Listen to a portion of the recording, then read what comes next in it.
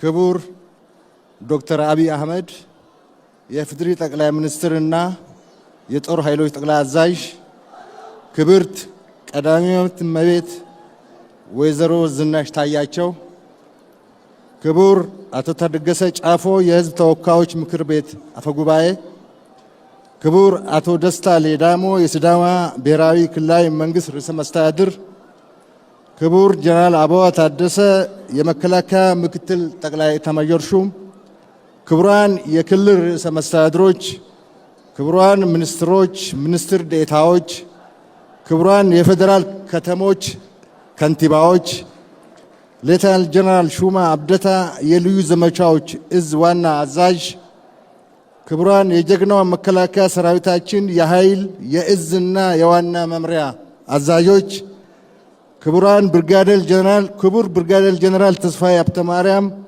የህብረተሰባዊ ኢትዮጵያ ጀግና ሜዳይ ተሸላሚ፣ የተከበራችሁ የፌዴራልና የክልል የጸጥታ ተቋማት አመራሮችና አባላት፣ ክቡራን ከፍተኛ የመንግስት የሥራ ኃላፊዎች፣ ክቡራን የሐዋሳ ከተማ አስተዳደር ኃላፊዎችና የሥራ አመራሮች፣ የተከበራችሁ የሃይማኖት አባቶች፣ አባገዳዎች፣ የሀገር ሽማግሌዎች፣ ውድ የዚህ በዓል ባለቤት የሆናችሁ የልዩ ዘመቻዎች እዝ አመራሮችና አባላት፣ የተወደዳችሁ የጀግና መከላከያ ሰራዊታችን ሰራዊት በየደረጃ ያላችሁ አመራርና ሰራዊት አባላት በሙሉ፣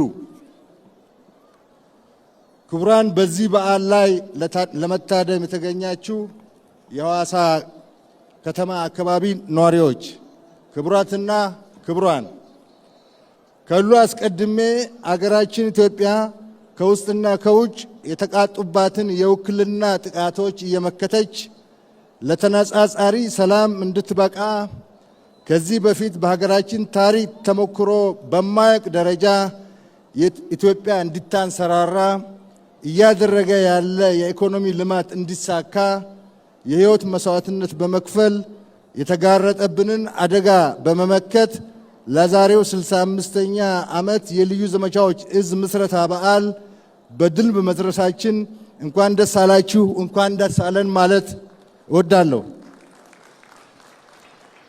ክቡር ጠቅላይ ሚኒስትር፣ ክቡራትና ክቡራን፣ ከ2010 ዓመተ ምህረት ለውጥ በኋላ ክቡር ጠቅላይ ሚኒስትር ዶክተር አብይ አህመድ ብለው እንደነበረው እኛ ኢትዮጵያውያን የትልቅ አገር ባለቤትና የትልቅ ህዝብ አገር በመሆናችን የኢፌዴሪ የኢህአዴግ መንግስት የገነባው ሰራዊት ኢትዮጵያን የማይመጥን በመሆኑ መከላከያ ሪፎርም መደረግ አለበት በማለት ባዘዙት መሰረት የመከላከያ ሰራዊት ሪፎርም እንዲደረግና ሰራዊቱ የማንኛውም የብሔር የፖለቲካ ውግንና የሌለው ሀገራዊ ሰራዊት እንዲገነባ በሰጡት አመራር መሰረት ቋሚ ተቋም ያላት አገር እናድርጋት ባሉት መሰረት የልዩ ዘመቻዎች ኃይል፣ የአየር ኃይል፣ የሜካናይዝድ፣ የኤሌክትሮኒክስ ዋርፌር፣ የሳይበር ኃይሎች ላይ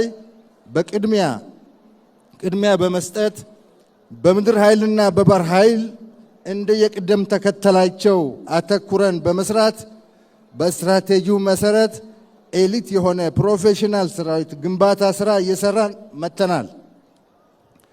እርሶ ቀርጸው ጀነራል መኮንኖችን አወያይተው የሰጡንን አደራ ከተቀበልን በኋላ ለውጡን ያልተቀበሉ ተንጠባጥበው የሀገር ግንባታ ራዕይ የገባቸውና የተቀበሉት ጥቂት የጦር መኮንኖችና የሰራዊት አባሎች ከለውጡ ጋር ተያይዞ ለውጥ ለማደናቀፍ የተሰለፈውን ጎራ የፈጠረውን ነውጥ እየተከላከልን አመቺ ባልሆነ ሁኔታ ውስጥ ሆነን የሰራዊት ግንባታ እየሰራን እንደመጣን ይታወቃል። በየመንደሩ የነበረው ነውጥ ሳያበቃ ወደ ጦርነት አድጎ በሰሜን ኢትዮጵያ መጠነ ሰፊ ጦርነት እያካሄድን ባልተለመደ ሁኔታ በጦርነት ውስጥ የሰራዊት ግንባታ ስራ እየሰራን እንደመጣን እዛው ሳለ ጦርነቱም እንዳሸነፍን ይታወቃል። ያልተዘጋጀ ይልቁንስ ፈርሶ የነበረ ሰራዊት ሕይወት እንዲዘራ በማድረግ እዚህ ደረጃ መድረሳችን ፈጣሪ እኛን ተጠቅሞ የሰራው ስራ እንጂ የሚቻል ነገር ነበረ ለማለት በታሪክ ሰምቼ አላውቅም። ከጦርነቱ በኋላም የኢትዮጵያ ፌዴራላዊ ዴሞክራሲያዊ ሪፐብሊክ መንግስት ጠቅላይ ሚኒስትር እና የጦር ኃይሎች ጠቅላይ አዛዥ ክቡር ዶክተር አብይ አህመድ ያስቀምጡትን አቅጣጫና ራዕይ ለማሳካት 7/24 ሰዓት በመስራት የሰራዊት ግንባታ ተልዕኮ ለማሳካት በብዛት፣ በጥራት፣ በአደረጃጀት፣ በአይነት፣ በቴክኖሎጂ፣ በመከላከያ ኢንዱስትሪ ልማትና በመሰረተ ልማት ሁለገብ የሆነ አስተማማኝ የሀገር መከላከያ ሰራዊት ገንብተናል። ሀገራዊነትና የሀገር ብሔራዊ ጥቅም ያልገባቸው ብዙ ተቀጣሪ ባንዳዎች እያስቸገሩን እነሱን እየታገል የሰራነው የሰራዊት ግንባታ ስራ ስለሆነ ድካማችንን እጥፍ ድርብ አድርጎታል። ይሁንና ጦርነትና ውጊያ የማይፈለግ ነገር ቢሆንም ከመጣ አይቀር እየተዋጋን የገነባው ሰራዊት ስታፍ ኮሌጅ አስገብተን በቲዮሪ ብቻ መገንባት ከምንችለው በላይ የሆነ በጦርነት ሂደት ውስጥ የተፈጠረ የተሻለ ሰራዊት የተገነባ መሆኑን በልበ ሙሉነት ማረጋገጥ እፈልጋለሁ። ጦርነቱና የየመንደሩ ግጭት የካዴት የስታፍ ኮሌጅ እና የዋር ኮሌጅ የቲዮሪ ትምህርትን በመጨመር በጦርነት ተመክሮ ዳብሮ የሰለጠነ ሰራዊት ለመገንባት እድል አግኝተናል። ስለዚህ የኛ ሰራዊት የቲዮሪ ሰራዊት አይደለም። ክቡር ጠቅላይ ሚኒስትር፣ ክቡራትና ክቡራን፣ ዛሬ 65ኛ ዓመት የምስረታ በዓሉን እየከበረ ያለው የልዩ ዘመቻዎች እዝ የብሔርና የፖለቲካ ውግንና ከነበረውና ተበትኖ ከተረፈው አንድ አጋዚ ከሚባል ክፍለ ጦር እርሾ ተወስዶ የተገነባ የልዩ ዘመቻ ሰራዊት ነው። የሚኖረውን አየር ወለድ፣ የኮማንዶ፣ የስፔሻል ፎርስ እና የጸረ ሽብር ታስክ ተኮር አደራጀትና አይነት ያላቸውን ደርዘን ክፍለ ጦሮችን በመገንባት በእዝ ደረጃ ለመደራጀት በቅቷል።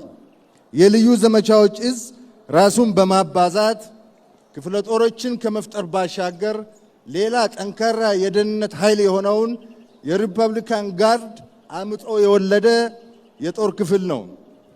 ባሳለፍናቸው ፈታኝና ጠንካራ ግዳጆች ወቅትም ሁለቱ የጦር ክፍሎች ተቀናጅተው የተሰጣቸውን ግዳጅ በላቀ ጀግንነት በመፈጸም ሀገርንና ሕዝብን አኩርተዋል። ወደፊትም የሚሰጣቸውን ግዳጅ ተቀናጅተው ግዳያቸውን አብረው የሚፈጽሙ ናቸው። ስለሆነም የልዩ ዘመቻዎች እዝን እና የሪፐብሊካን ጋርድ ኃይልን ለያይቶ መናገር አይቻልም። የልዩ ዘመቻዎች እዝ ከ1953 ዓመተ ምህረት የአየር ወለድ ጦር ምስረታ ተነስቶ በ1970 ዓመተ ምህረት ፈርሶ እንደገና በ1973 ዓመተ ምህረት አምስተኛ አየር ወለድ ብርጌድ በሚል ተመስርቶ በሂደት በ1977 ዓመተ ምህረት ወደ 102ኛ አየር ወለድ ክፍለ ጦር ያደገ ነው። 102ኛ ክፍለ ጦር ከደርግ መንግስት መውደቅ ጋር ፈርሶ እንደገና ከኢህአዴግ ጋር ከበረሃ የመጡ 4 ኮማንዶ ሻለቆችንና ከተበተነው 102ኛ አየር ወለድ ክፍለ ጦር የተገኙትን በማሰባሰብ አጋዚ የተባለ ክፍለ ጦር ተመሰረተ።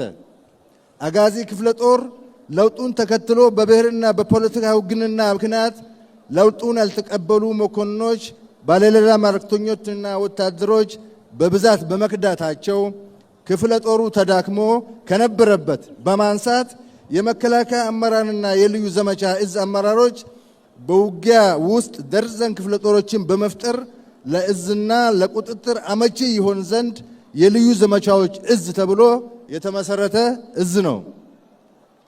ይሄ የጦር ክፍል ባለፉት 65 የተልእኮ ዓመታት በሳህል ናቅፋ ፊልም የሚመስል ግዳጅ ፈጽመዋል።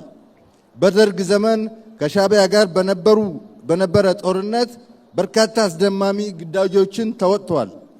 በኢትዮ ኤርትራ ጦርነት ውጊያ ቀያሪ ሚና ተጫውተዋል። ድንበር ተሻግሮ የሰላም ማስከበር ግዳጅ፣ ጸረ አልሸባብ እና ጸረ ሙርሌ ጎሳ የህፃናት ጠለፋ ኦፕሬሽን ላይ በመሳተፍ ሕፃናትን ከጠለፋ አስለቅቀዋል። ሰሜን እዝን በመምታት ኢትዮጵያ ላይ በተፈጸመው የክህደት ጦርነት በሁመራ በኩል 5ኛ ሜካናይዝድ ክፍለ ጦርን አስገራሚ ኦፕሬሽን በመፈጸም ክፍለ ጦሩን ከክህደት መንጋጋ አላቀዋል። በአዲቀይህ፣ በዛላምበሳ፣ በፋጺ፣ በሂዳጋ ሐሙስ፣ በነጋሽ፣ በአጉላ ማጥቂያ አቅጣጫዎች በመሰለፍ የሕግ የማስከበር ዘመቻን ያፈጠነ ሰራዊት ነው። ጦርነቱ ወደ አፋርና አማራ በተስፋፋ ጊዜ በዞብል፣ በድሬ ሮቃ፣ በኒኒበር፣ በከሚሴ፣ በሸዋሮቢት፣ በጠርማ በርና በመሳሰሉት ጠላትን በመመከት የተበላሸ ውጊያን በማቃናት በኃይል የበታችነት እንከላከል የነበረውን ውጊያ በማዘግየት ውጊያችን ለዝግጅታችን ጊዜ እንዲሰጥ ያደረገ የጦር ክፍል ነው። ጽንፈኛ ህወሓት ከጠርማ በር ወደ ትግራይ ካፈገፈገ በኋላ መቼም ሰው ነውና ይማራል ተብሎ ሲጠበቅና ለውይይትና ንግግር ስንሰናዳ 12 አርሚ በማዘጋጀት የኃይል የበላይነት ፈጥር ያለው በማለት 3ኛ ዙር ጦርነት በከፈተች ጊዜ መከላከያ በነደፈው ምርጥ የውጊያ ጥበብ ለልዩ ዘመቻ ጦር ተመርጦ በተሰጠው ከባድ ግዳጅ ገዢ መሬቶችና ኮንክሪት ምሽጎች እንዲሁም የሜካናይዝድ ድብደባ ተቋቁሞ የሞት ሽረት ውጊያ በማድረግ ለጠቅላላው የሽራሮ አዲ ሀገራይ ግንባር መፈራረስ ቁልፍ ሚና የተጫወቱ የጦር ክፍሎች ናቸው። በዚህ ውጊያ የምድር ድሮን የሚባል መጠሪያ ያገኘ የጀግና ሜዳል ተሸላሚ ጀግኖች ያሉበት የቁርጥ ቀን ልጆች ስብስብ የሆነ የጦር ክፍል ነው። ውድ የልዩ ዘመቻ እዝ አባሎች ዛሬ 65ኛ ዓመት የምስረታ በዓላችሁን በልዩ ዘመቻዎች እዝ ጥላ ስር እያከበራችሁ ያላችሁ የአየር ወለድ፣ የኮማንዶ፣ የስፔሻል ፎርስ እና ጸረ ሽብር የጦር ክፍሎች እንኳን ለ65ኛ ዓመት የምስረታ በዓል አደረሳችሁ። ዛሬ ለምርቃት የበቃችሁ የ44ኛ ዙር የኮማንዶ ሰልጣኞች እንኳን ከ65ኛው የልዩ እዝ ዘመቻ ምስረታ በዓል ጋር በተያያዘ በልዩ ድምቀት ለመመረቅ አበቃችሁ። ለኢትዮጵያ ሀገራችሁ የሰራችሁት ገድል፣ የከፈላችሁት መስዋዕትነት እና ያዳበራችሁት አርበኝነት በታሪክ የተመዘገበ ጠላቶቻችንን ያራደ የኢትዮጵያን ጀግንነት ማሳያ ሞዴል እንደነበራችሁ ሁሉ አሁንም እንደሆናችሁ ሁሉ የቀይ መለዮ ክብራችሁን ጠብቃችሁ የላቀ ታሪክ ለመስራትና ኢትዮጵያ ፍጹም ሰላማዊት የበለጸገች ሀገር ለመሆን እያደረገች ያለውን ትግል በድል ለመጨረስ ዛሬም እንደ ትላንቱ በጽናት እንድትቆሙ ተቋማችሁ ያምናል። ታሪካችሁ 100 ዓመትና ከዛ በላይ ይሁን። ለቀዩ መለያችሁ ክብር፣ ለእናት ሀገራችሁ ብልጽግናና ለሕዝባችን ህብር በጽናት እንታገል። እግዚአብሔር ከእናንተ ጋር ይሁን። አመሰግናለሁ። ክቡር